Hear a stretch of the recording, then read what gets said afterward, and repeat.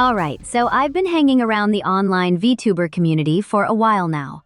Personally, I don't have the funds, or really the courage, to seriously consider becoming one myself or getting into streaming, but I find the whole scene rather interesting. There are several different VTubers I like to watch and follow every so often, usually while I'm working or studying. I'm mostly observing the community from the outside, so I'm not pretending to be some veteran who has been involved since the beginning. I just find the novelty of the technology and some of the personalities behind it fascinating to watch.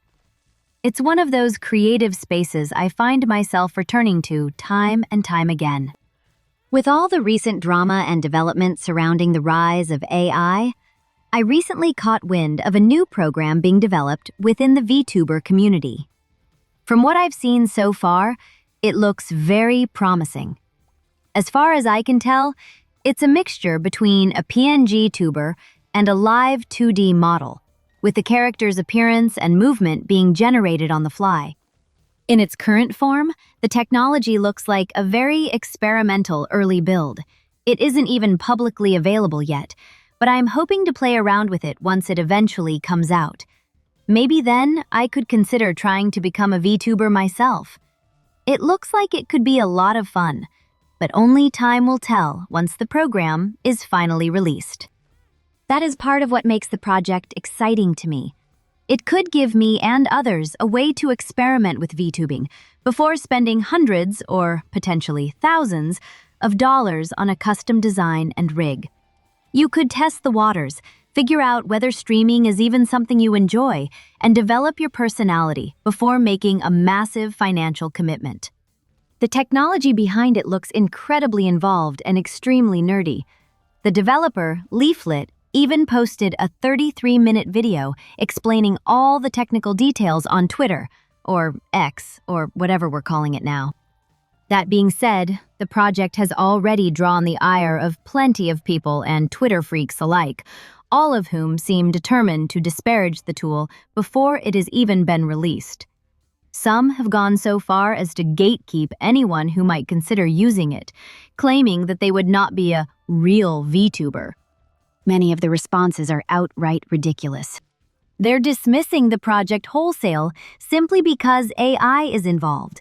Some of these people react to the use of an AI-assisted tool with more hostility than they would an actual violent crime, as though experimenting with new technology were some unforgivable act punishable by death. There is no curiosity or interest in seeing how the program develops. It is a prototype, so of course there are going to be limitations. There is no interest in how actual VTubers might use it creatively either.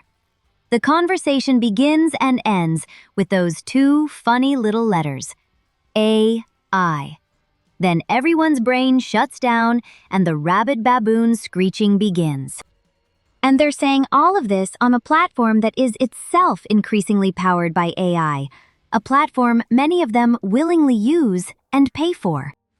These people are so entitled that they want to claim the entire medium of VTubing as their community. A community was built on the backs of artists and riggers, they say, as though artists and riggers were the only people who ever contributed to the medium.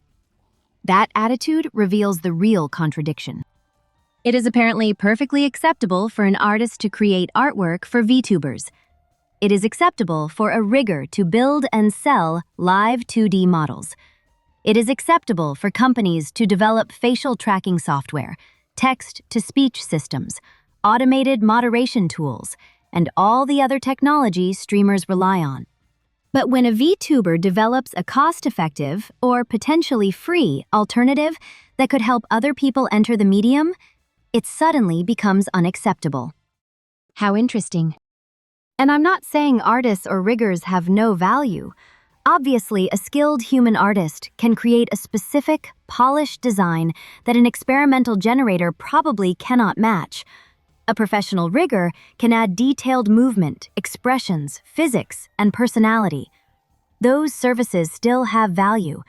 Having another option available does not magically erase that value. There was even a prominent VTuber who used AI to help establish a VTuber agency and offered the resulting models to aspiring creators for free. The entire point was to lower the cost of entry and give people who could not afford custom artwork or professional rigging a chance to participate. Some of those creators may later choose to commission artists and riggers once they have the money, but that is beside the point. They should not be required to financially benefit an established group before they are considered legitimate members of the community. A free alternative does not prevent artists from offering premium, customized work. It simply means that people with less money are no longer completely locked out of the medium. VTubing should not require purchasing admission from the correct group of people. Someone with a free model, a cheap microphone, and an entertaining personality is still capable of being a VTuber. The audience is ultimately there for the performer, not to inspect the receipt attached to their character model. Yet many of the same people complaining already use AI and automated technology regularly in their day-to-day lives as streamers. The weights in their live 2D models help determine how the joints bend and how the rig moves. Their facial tracking software recognizes expressions and triggers the correct emotes in real time. Even the text-to-speech programs they use to announce donations rely on automated systems. Apparently, automation is only immoral when it threatens somebody's preferred business model. I swear, most of these people sound like horse and buggy manufacturers complaining about the invention of the automobile. The train has already left the station. Either get on board or get out of the way. And yes, I realize I just mixed two transportation metaphors together. I don't care. The automobile is on the tracks now. We're committed. Their logic makes no sense unless it actually makes perfect sense. Maybe the real rule is that AI is acceptable as long as it does not affect their bottom line. The moment it offers a cheaper alternative to something they sell, it suddenly becomes soulless, unethical, and dangerous. That would explain why the outrage is so selective. It would also explain why so many people seem perfectly comfortable with automation when it saves them time behind the scenes. They only become deeply concerned about artistic integrity when the same technology becomes accessible to somebody outside their circle. Take Neuro-sama, for example. I love Neuro. She's adorable, and I hate to drag her into this, but what exactly is she? She is an AI VTuber, performing a role that would traditionally be occupied by a human streamer. One of the biggest VTubers is literally an LLM chatbot connected to a cute anime girl model. But she's creative and original, though. Brother, she is built on top of the same general GPT-style models and API frameworks used by practically every other modern LLM application. No single person is coding and training a substantial language model of that size entirely by themselves. And anyone who genuinely believes that the model's training data consists solely of Twitch chats is an idiot.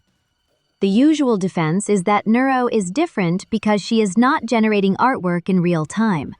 She is only performing on a stream.